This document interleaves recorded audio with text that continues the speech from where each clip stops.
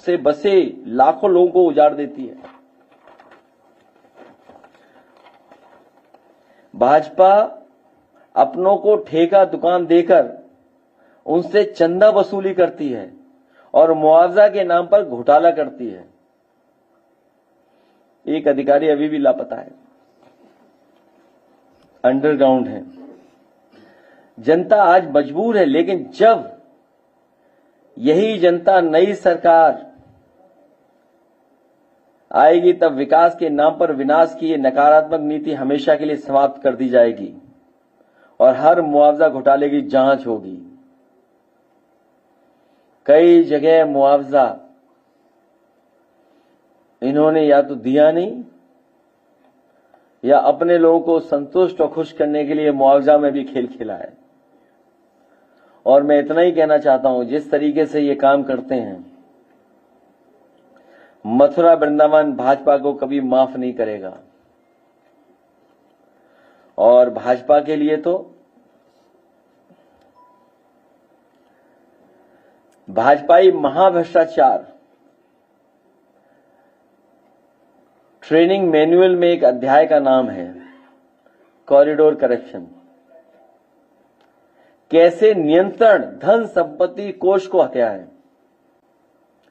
कैसे सरकारीकरण करें, कैसे चढ़ावे को बेचकर भाजपाई अपनी जेब भरें, कैसे सुविधाओं के नाम पर जनता को गुमराह करें, कैसे परस्त्रीय जमीन पर कब्जा करें, आसपास की जमीन पर कब्जा कैसे मुआवजाओं के नाम पर कमाई करें, कैसे जमीनों को औने पौने दामों में खरीदें, कैसे बाद में 10 गुना रेट पर जमीन बेचें। वो खेल हमने सबने देखा है कि कुछ मिनटों में कितना मुनाफा करा दिया किसी को। कैसे छोटी दुकानों और उनकी कमाई को मटियामेट कर दें, कैसे बड़े शोरूम से इकट्ठा पैसा लेकर उन्हें स्थानीय लोगों का कारोबार छीन करके दे दें, कैसे स्थानीय कारीगरी की कलाकृतियों की दुकानें उजाड़ें, कैसे परंपरागत व्यवसाय को स्थान छोड़ने पर मजबूर करें जो पहले से व्यवसाय कर रहे हैं, उन पर इतना दबाव बना दें कि वो अपना कारोबार छोड़ करके चले जाएं। कैसे बड़े व्यापारियों से कमीशन खाकर उनका सामान बेचें, कैसे लोगों के जीवन यापन का साधन व घर दुकान छीनकर सदियों से बसे लोगों को उजाड़ें। हम लोगों ने अयोध्या में देखा कि जो लोग दादा परदादा के जमाने से लोग रह रहे थे, गरीब थे, अपने जानवर रख करके जीवन यापन करते थे, उनको इस सरकार ने उजाड़ दिया। केवल वहीं नहीं उजाड़ा, और जगह भी उजाड़ा इन्होंने। विरासत के गलियारे में जो उजाड़ा, वहां जो जाने कितने वर्षों से रहते थे, कैसे अपने बाहरी लोगों को लाभ पहुंचाकर यहां स्थापित करें। बाहरी लोग हर जगह स्थापित होते जा रहे हैं, जो अच्छा खासा पीछे से मुनाफा देते हैं उन बाहरी लोगों को ये बढ़ावा दे रहे हैं। कैसे बाहरी लोगों के सारे राजनीति करें, कैसे स्थानीय बाहरी में विभाजन करें, कैसे चुनावी गणित को बदलें, कैसे आस्था को व्यापार बनाएं। इसलिए हमारा निवेदन है, आस्था को व्यापार न बनाएं, आस्था को आस्था ही रहने दें। और जो हेरिटेज है, जो वहां का ट्रेडिशनल जो चीजें होती रही हैं, उस आर्किटेक्चर, उन पौराणिक गलियों को नष्ट ना करें।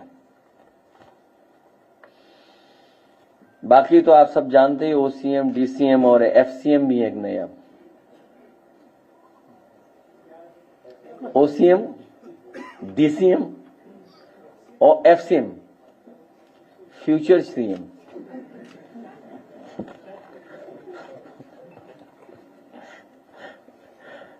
जो इलाज मंत्री हैं,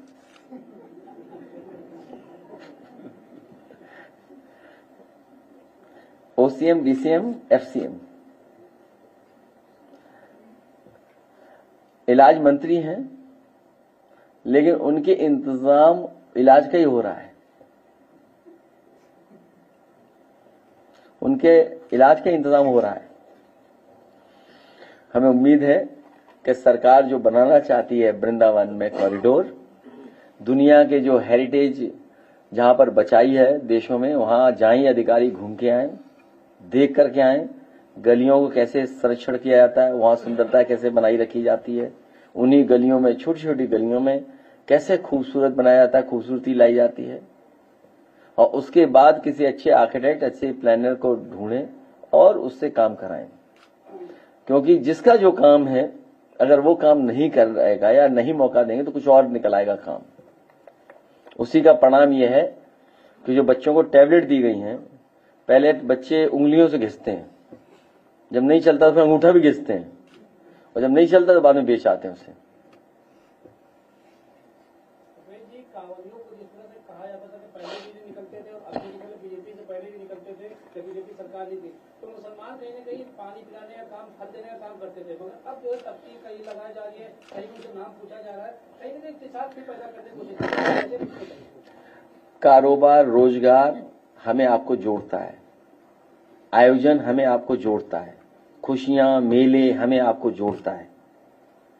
ये किसी की खुशी नहीं देख सकते बीजेपी के लोग। और बीजेपी में 3 गुट हो गए हैं। बीजेपी में 3 गुट हैं। एक, पहला खुद मुख्तार हैं, एक दिल्ली वाले के उम्मीदवार हैं, और एक संगी साथी के कैंडिडेट हैं। जो दिल्ली वाले कैंडिडेट हैं, जो हाथा नहीं भाता के भी शिकार हैं।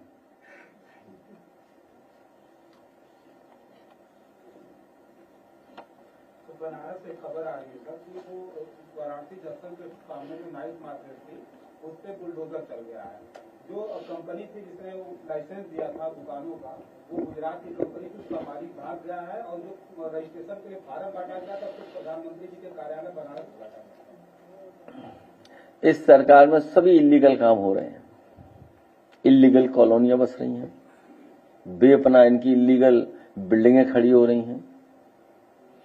सब इलीगल काम इस सरकार के संगी साथी कर रहे हैं। बड़े बड़े ट्रस्टों पे कब्जा हो रहा है। ये हमारे कानपुर के लोग हैं, 2 बैठे हैं, ये दोनों जानते होंगे कितने बड़े ट्रस्टों पे कब्जा हो गया।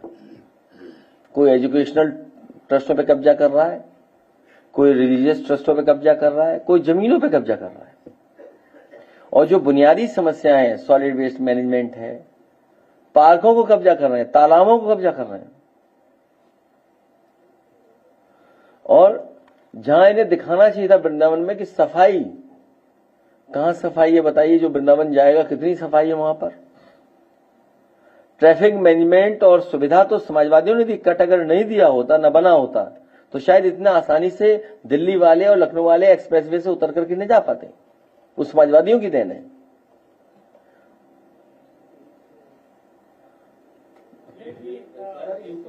धर्मांतरण मामले में एक झांगुर बाबा को गिरफ्तार करा है, क्या कहेंगे? एक और बाबा को गिरफ्तार कर लो।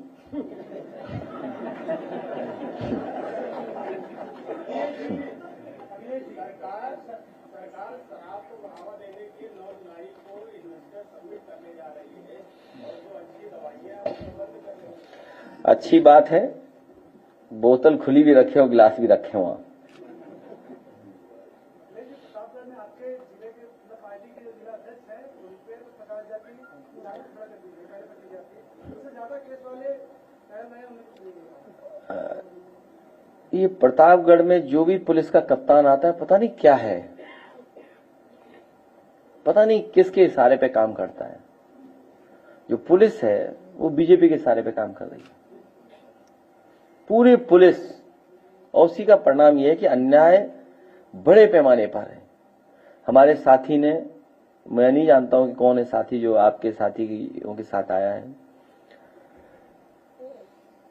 जिस परिवार की ये बात कर रहे हैं, मैंने पहले भी एक दिन कहा था, उस परिवार पे 100 से ज्यादा मुकदमे दर्ज हो गए हैं, 100 से ज्यादा।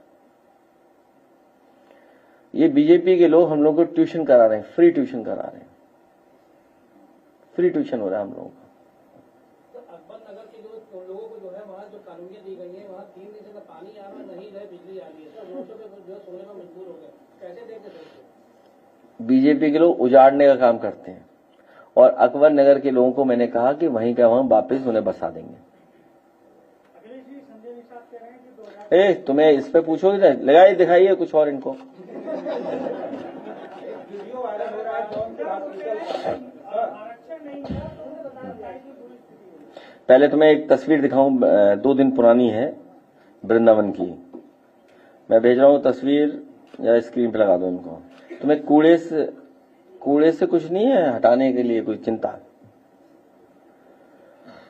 और इनको जीबीएनआईसी का वीडियो दिखाइए। और वृंदावन में जो काम किया, अगर मुझे स्क्रीन वो स्लाइड शो मिल जाएगा तो मैं देता हूं आपको। जी,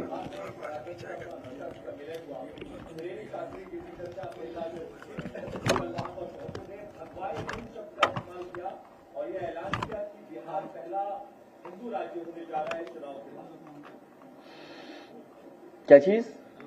कल सम्मेलन हुआ बिहार में, अश्विनी चौबे पूर्व केंद्रीय मंत्री थे। देखिए, मैं तो एक ही चीज जानता हूं,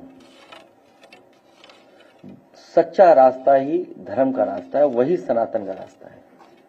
अन्याय करने वाले सनातनी नहीं हो सकते। Could be used to build public benefit, helping rural Indian farmers, helping the cities also get quality produce at better prices, and so it's a win-win all round. And I really hope to see that this will be used in the way it's intended for, increasingly going forward. I'm really impressed. I'm blown away by a facility like this being created. And apart from else, it's attractive as well. It's well designed, it's well architected, it has open spaces, it has food, a food court there, an exhibition hall, it has craft shops, etc.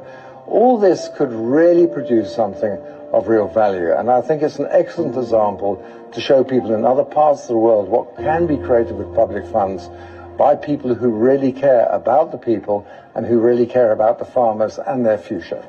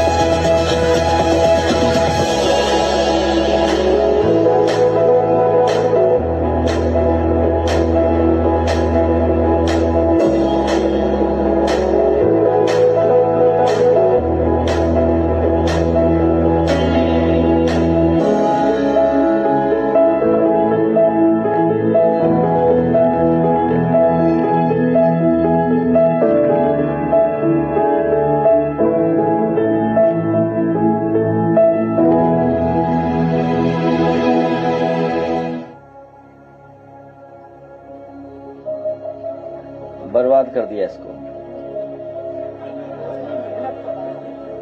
सेल्फग्राम तोड़ा जा रहा है तो तोड़ दो, पूरा तोड़ दो और अच्छा कुछ नहीं। हाँ ये देखिए, ये भी सुनिए, आवाज तेज करो इसको।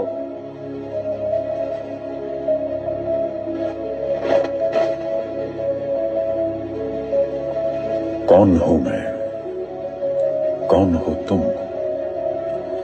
कौन है ये अरबों लोग जिनसे ये देश बना है? कौन थे जेपी?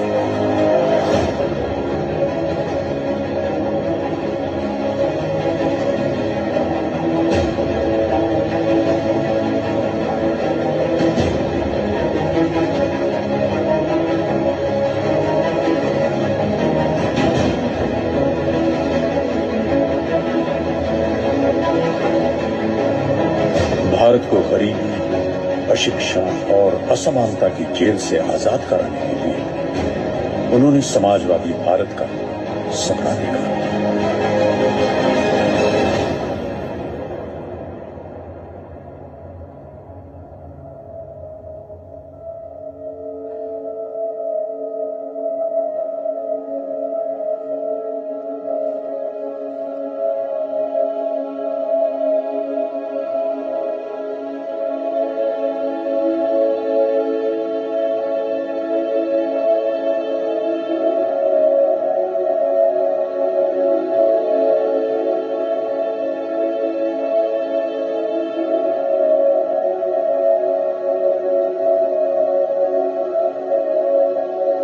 बाईस साल बाद जेपी को लोकनीति की तरह सक्रिय राजनीति के कुंड में कूद जाना पड़ा। क्या थी वो मजबूरियां?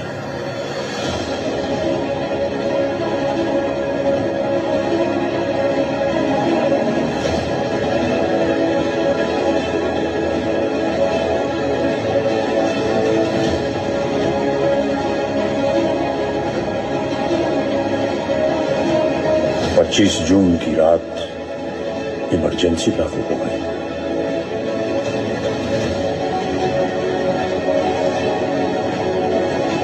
ये जेपी की जिंदगी की शाम थी। रोशनी ढलने को थी और युवा राष्ट्र एक नई सुबह के इंतजार में था।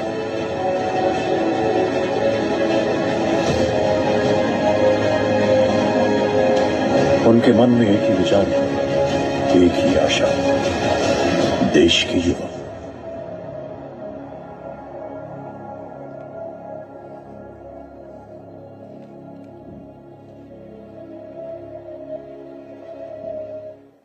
ये बहुत से साथी जानते होंगे, ये रेड कैप भी जो जेपी की दी हुई है।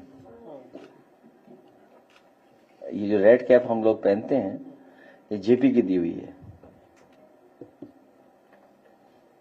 चलो प्रेस के लोगों को धन्यवाद। ये सब बर्बाद हो चुका है, क्या करना है इसका? अब घुसने नहीं देंगे तुम्हें। देखा नहीं कैसे घुसे थे हम।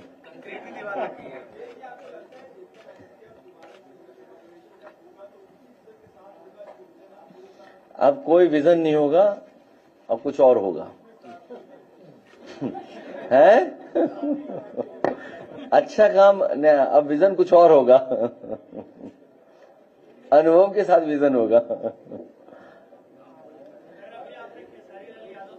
अच्छा हाँ, ये हमारे साथी आए, आइए राजा यादव, बहुत धन्यवाद इनका। हालांकि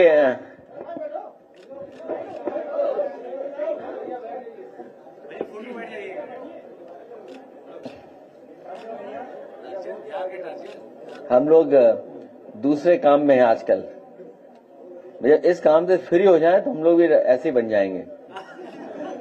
और क्या, 4-5 घंटे अपनी एक्सरसाइज करें। केवल कपड़े पहनने से कोई बाबा योगी नहीं बन जाता है, विचार और आचरण से बनता है। क्योंकि बुनियादी सवालों पर चर्चा नहीं करनी है।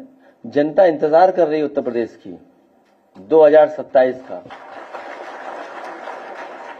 और ऐसा चुनाव देखने को मिलेगा जो कभी चुनाव नहीं आपने देखा।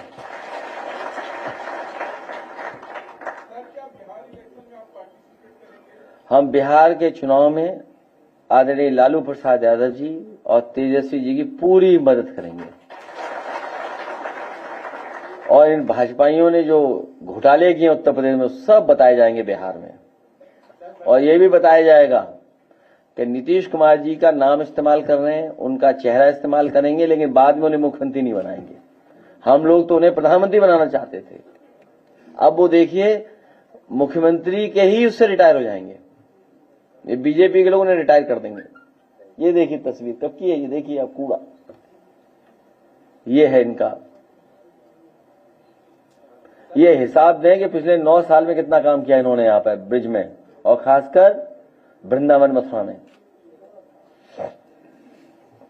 अयोध्या में पहले दलित बच्ची की जो है 13 वर्ष की जो दलित बच्ची थी उसके साथ सामूहिक दुष्कर्म किया गया। उसके बाद में परिवार का आरोप है कि जो है उसने सुसाइड नहीं किया, उसको जो है फांसी पे लटकाया गया।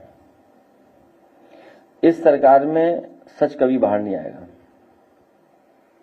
न्याय नहीं मिलता गरीब को। बहुत सी घटनाएं ऐसी। सर गोमती नदी का जो रिवर फ्रंट बना रहे थे सर 12 से 17 किलोमीटर की दूरी में था, लेकिन 3 ही किलोमीटर में सीमित चुका है। गंगा पे रिवर फ्रंट बन रहा है कानपुर में, किस तरीके से सर देखते हैं? हम लोग बनाएंगे बहुत अच्छा रिवर फ्रंट कानपुर में, और कानपुर की मेट्रो ले जाएंगे उन्नाव तक, लखनऊ की मेट्रो ले जाएंगे बाराबंकी तक।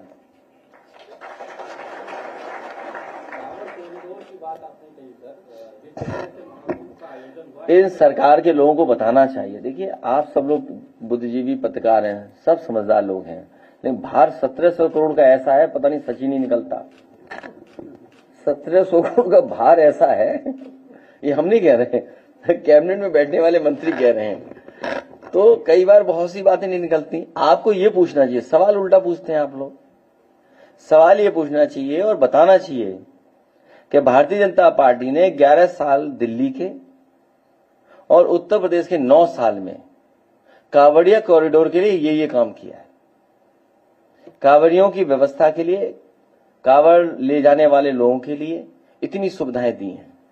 उनके लिए अच्छा एक सड़क बनाई है, नंगे पैर जो चलते हैं उनको कहीं कांटे या कुछ नहीं लगेगा, बहुत अच्छा उन्होंने बनाया है।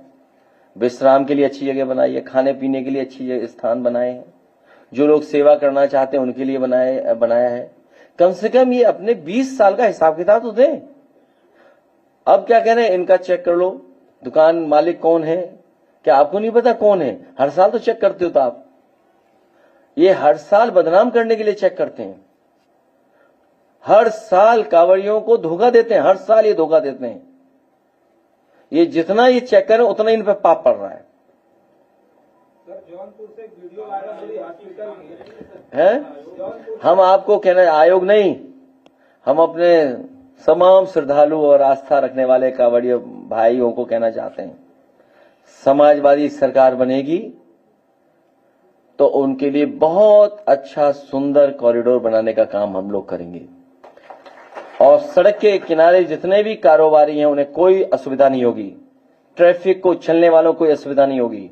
और हमारे काम एग्जाम्पलरी हैं, हम लोगों ने दुनिया देखी हुई है। जिनको जो काम करना चाहिए वो काम कर नहीं रहे। आज तक कोई भजन नहीं सुनाया उन्होंने, हम लोग भजन ही सुन लेते कुछ। अब उनसे उम्मीद करते एक्सप्रेस वे बनाए। तो पहले ये बताइए, आप विश्व बैंक की तरफ मत जाइए।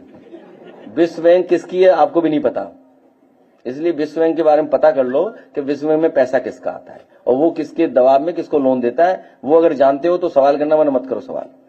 एक बात, रुक जाओ भाई, मैं ये कह रहा हूं 20 साल में सरकार ने कांवड़ियों के लिए क्या व्यवस्था की ये बताएं। हम अपने सभी पत्रकार साथियों से कहेंगे, आप बिल्कुल परवाह मत करिए, आप अब कुछ नहीं बिगड़ेगा।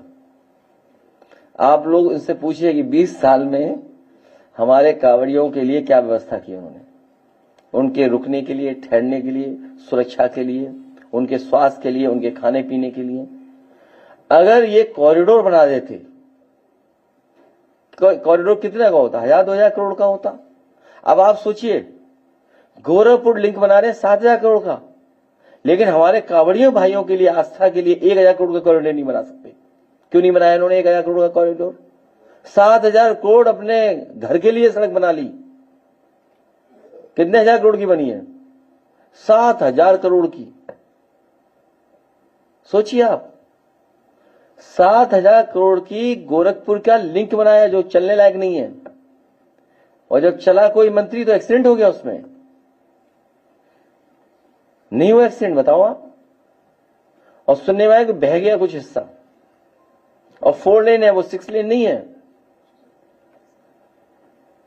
तो इसलिए हम कह रहे हैं कि 20 साल में कौन सा करोड़ों बनाया है? बताइए। हमारे शिल्पग्राम को बदनाम कर दिया सरकार ने, वहां आम लूट हो गई। इतना अच्छा शिल्पग्राम बनाया, आप पैकेट बना के आम दे देते सबको, तो एक छोटा सा काम नहीं कर पाते। बताइए आप, अगर आप पैकेट बना देते। इसीलिए मैं कहता हूं सवाल मैनेजमेंट का है। नहीं, भगदड़ आम के लिए जाएगी, जान चली जाएगी तो न्यूज बनती ना। सोचिए आम का कितना प्रचार हो जाता कि चौसा की वजह से झगड़ा हो गया है। राजा यादव बैठे सर पीछे। अरे राजा यादव की बात अभी बात में करेंगे। तो ये जो शिल्पग्राम का भी मैं वीडियो दिखाएंगे, शिल्पग्राम का वीडियो निकाल कर आज आपको दिखा के भेजूंगा मैं। सुनो, वो वाला आलोक वाला निकाल के रखना, ठीक है? वीडियो आलोक वाला। तो अगर सिस्टम होता, एडमिनिस्ट्रेशन काम किया होता, मैनेजमेंट होता, तो आम के लिए भगदड़ नहीं मचती। जो आम वहां थे उनको बाकायदा पैकेट में बना देते और सरकार अपना 1 डिस्ट्रिक्ट 1 प्रोडक्ट का प्रचार करती और सभी बैगों में आम रख देती और पुलिस लगा करके एक एक लोग आते और आम लेते हुए चले जाते पैकेट, जब तुम्हें देना ही था। और ये सरकार ने जानबूझ के भगदड़ मचवाई जिससे हमारे गरीब लोगों का अपमान हो। अपमान करने के लिए भारतीय जनता पार्टी ने जानबूझ करके भगदड़ मचाई। उन्हें सब पता था, नहीं पता था इनको। और हमारी बदनामी हो जाए कि वो शिल्पग्राम में हुआ आम के लिए झगड़ा, आम के लिए लूट। अब आप बताइए कौन सा आम सबसे ज्यादा लूटा गया है? चौसा? नहीं, लंगड़ा तो बंद हो गया, अब नहीं आ रहा लंगड़ा। तुम भी क्या जानते आम के बारे में, अब लंगड़ा कम आ रहा है। नहीं, अब दशहरी भी कम है, चौसा ही है। चौसा, लखनऊ है? अरे छोड़िए, एक पेड़ पे हमारे वो क्या नाम उनका, यश भारती कलीमुल्ला साहब, एक पेड़ में लगा देते हैं सब आम, और सरकार के हिसाब से वो हर एक का एक आम भी बना देते हैं। टेस्ट कैसा है पता नहीं। कल नागपुर में नितिन गडकरी ने इनकम डिस्पैरिटी को लेकर के सवाल खड़ा किया है। उन्होंने कहा है कि गरीबों की संख्या बढ़ रही है और दोनों के बीच में इनकम का जो अंतर वो भी। देखिए, 1% देश की आबादी पर 40 या 60% का वेल्थ उन्हीं के पास है। देश की 60% वेल्थ 1% की आबादी पर है। सोचिए आप, तो हम सब गरीब बैठे हैं, हम सब गरीब बैठे हैं। तो अगर उन्होंने स्वीकार किया तो इस अच्छी बात है, सही बात है। तो वो स्वीकार इसलिए कर रहे हैं कि उनको सरकार का कामकाज करने का तरीका पता है, और जो फैसले सरकार ने ले लिए हैं उससे इसी तरह की असमानता बढ़ेगी, ये जानते हैं वो, इसीलिए वो ये बात कह रहे हैं। वरना इतना अच्छा मंत्री जो सड़क वड़क बना रहा है, उत्तर प्रदेश के लोग मांग ही नहीं रहे सड़क उनसे। बताइए आप, मैंने लोकसभा में उठाया कई बार कि एक्सप्रेसवे यूपी को नहीं मिल रहा है। कोई अगर एक्सप्रेसवे एनएचआई ने दिया हो तो बता दो। एक दिन मुख्यमंत्री जी कह रहे हैं, मैंने सुना देवरिया में, कि अब गोरखपुर से नहीं, शामली से एक्सप्रेसवे चलेगा, गोरखपुर होकर के सिलचर तक जाएगा। तो हमने अपने साथी से बोला, बताओ गोरखपुर के बाद तो बिहार आ जाएगा, फिर आगे झारखंड, फिर बंगाल, फिर और प्रदेश। ये हमारे उत्तर प्रदेश मुख्यमंत्री का सड़क बना देंगे वहां पर। सोचिए, हमारे मुख्यमंत्री हैं। अगर ये बात गलत कह रहा हूं तो बता दो आप लोग। और आप भी लोग न्यूज चला रहे थे कि शामली से सिलचर तक एक्सप्रेसवे बनेगा। अटल जी उनके सबसे पहले प्रधानमंत्री, मेडिकल यूनिवर्सिटी प्रधानमंत्री शिलान्यास किया। अभी तक पता नहीं क्या यूनिवर्सिटी चल रही नहीं चल रही, भगवान जाने। उन्हीं के नाम से अटल प्रोग्रेसिव वे बना था कोई, अटल, हो सकता मैं नाम गलत बोल रहा हूं, लेकिन चंबल एक्सप्रेसवे जो था उसका नाम अटल बिहारी वाजपेयी जी के नाम से कर दिया। आज तक शुरू नहीं हो पाया, सोचिए आप, आज तक। और जहां जहां से उसको गुजरना है, हर प्रदेश में बीजेपी की सरकार है। यूपी से शुरू होना था, यूपी में बीजेपी का मुख्यमंत्री, बगल में आपका मध्य प्रदेश है, उसमें बीजेपी का मुख्यमंत्री, आपका राजस्थान में बीजेपी का मुख्यमंत्री। और इसलिए नहीं बन रहा है क्योंकि अटल बिहारी वाजपेयी जी के गांव को उन जोड़ना नहीं चाहते हैं। वो गांव इटावा के बगल में आ रहा है, इसलिए नहीं जोड़ना चाहते हैं। सोचिए आप, ऐसी सोच है इनकी, क्योंकि चंबल एक्सप्रेस इटावा से चलना था,